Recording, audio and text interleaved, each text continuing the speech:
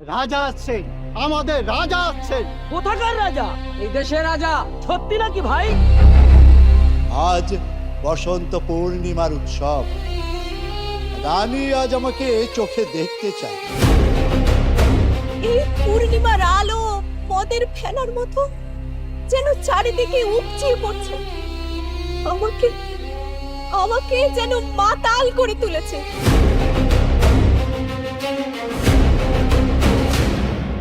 তোমাদের ভক্তিতে আমি প্রীত হলেন। তিনি আমার কাছে অন্ধকারে আসেন আর অন্ধকারে চলে যান।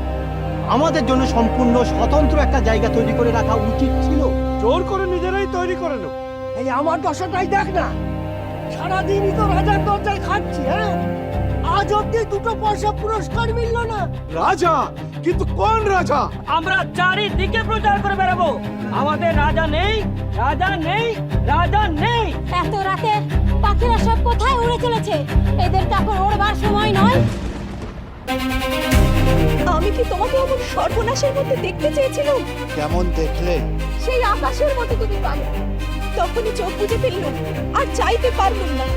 আমি রাজা নই, রক্ষা করো। তাহলে কেন বলে বেড়াচ্ছ তুমি এখানকার রাজা?